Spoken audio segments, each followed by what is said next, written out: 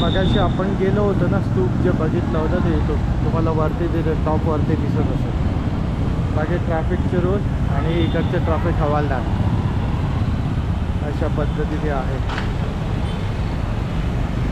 स्वस्त आहे. मी जिथून राहिलो आहे तिथून त्यांनी 2000 नेपाली म्हणजे इकडचे होतात 1200 इंडियन रुपीज, 1200 रुपये होतात.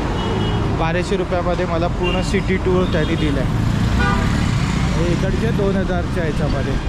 बाकी ATMवरती 700 रुपये ते लोक तुम्हाला कट करतील विड्रॉलला. ओके. आणि मी माझ्या दुबईच्या कार्डने 35,000 इकडचे विड्रॉल करू शकतो. इकडचे 1000 म्हणजे 60 रुपये 1600 रुपये होतात. 1000ची जी नोट आहे ती 600 रुपये आपल्या भारतीय करन्सीमध्ये होतात. बाकी बघू शकतो सगळं मिक्स ट्रायब आहे पूर्णपणे. नक्की विजिट करा. क्लायमेट चांगलं आहे आणि स्वस्त आहे. बाकी गव्हर्मेंट बस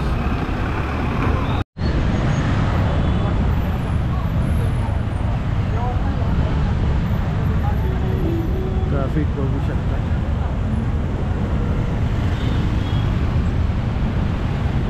तसं पावसाळा चालू आहे पण पाऊस नाही आहे संध्याकाळी येण्याच्या पेक्षा. आणि इकडे तुम्हाला अशा पद्धतीचे भरपूर चायना बॉर्डर सोबत आहे त्याच्यामुळे चायनीजची भरपूर प्रोडक्ट इकडे तुम्हाला स्वस्तामध्ये मिळते. इथलं एका बुद्ध मूर्ती शॉपला व्हिजिट केली आणि त्यांना परवानगी विचारली. म्हटलं रेकॉर्ड करू शकतो आता. ते बोलतात काही त्याच्या पाठीमागचं काही नॉलेजसुद्धा असतं. कारण कसं आहे माहीत आहे सर्व जगात सर्वात जास्त कोणाची जर मूर्ती असेल ना तर ते आहे गौतम बुद्धांची. आणि याच्यामध्ये ट्रेडिंग चालतं मोठ्या लेवलवरती.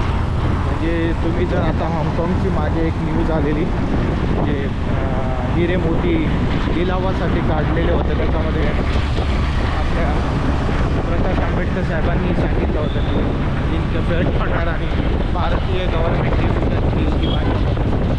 तर असं भरपूर बुद्धांचं जे साहित्य होतं ते कशा पद्धतीने बौद्ध धर्माचा संपला आणि नंतर संपवण्यात आलं आणि त्याच्यानंतर बाकीच्या काही गोष्टी आल्या ना तर त्यांनी त्या काही जणांनी चोरला नाही आणि काही जणांनी ते विकला नाही स्वतःची स्वतःसाठी. आणि ते पूर्ण देशामध्ये उपलब्ध आहे.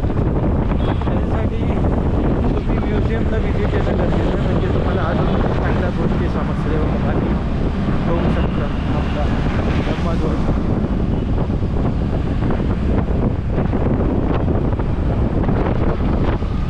बाकी हवामान बघायचं थोडंसं इथे तुम्हाला थोडं दिसत आहे आणि हवामान एकदम दुबईवरून आल्याच्यानंतर मला इकडे बरं वाटतं. कारण आता गरमी एवढी आहे दुबईला. तुम्ही दुपारचं चालताना एक्झॉस्ट होता अक्षरशः. अर्धा तासातून जरी चाललं तरी एक्झॉस्ट होतं. या विजिट करा. कारण इकडे येण्यासाठी आहे ना तुम्हाला फक्त तुमचं मतदान कार्ड चालतं. पासपोर्टच असला पाहिजे असं काय नाही. आणि तुम्ही एअरपोर्टने येऊ शकता. म्हणजे मुंबईवरून फ्लाईट आहे ना बघितलं तर एक अंदाज आहे जर बुधवारचं असं बुकिंग केलं म्हणजे बुधवारचा डेट. कारण सुट्टीच्या दिवशी थोडं एक्सपेन्सिव्ह असतं कारण प्रत्येकजण बुकिंग करत असतो ना असं. तर सुट्टी गुरुवारच्या दिवशी फ्लाईट केलं मुंबईवरून तर तुम्हाला फ्लाईट एक अंदाजे 7,500 रुपयाप्रमाणे मिळेल.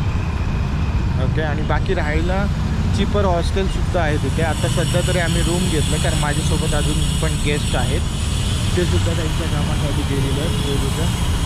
तर रूमसुद्धा मी रूमचं टूर घेईन. नवीन प्रॉपर्टी आहे.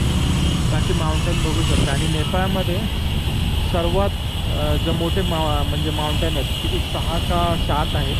इवन एव्हरेस्ट माउंटेनसुद्धा आहे. एव्हरेस्ट माउंटनवरती एक मूवीसुद्धा बनलेली आहे म्हणजे बाकीच्या माउंटेनमध्ये.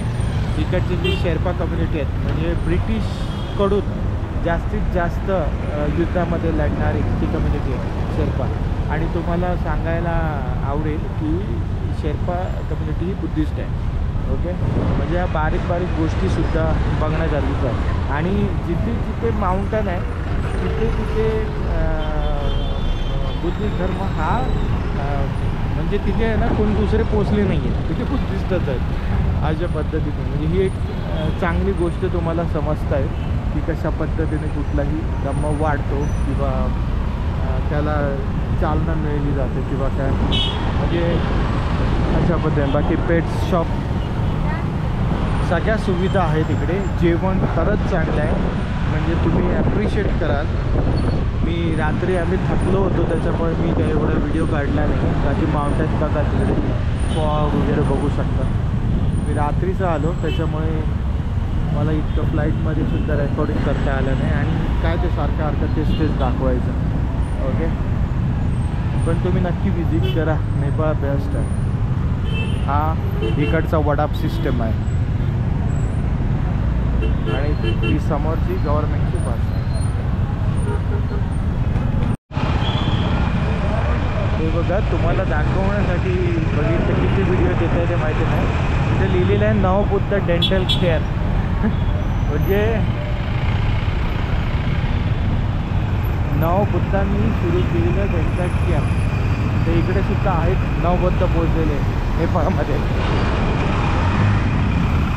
Thai shop. बाकी विदेशी पर्यटक इकडे भरपूर येतात, तुम्ही बघितलं तर एअरपोर्टला करते.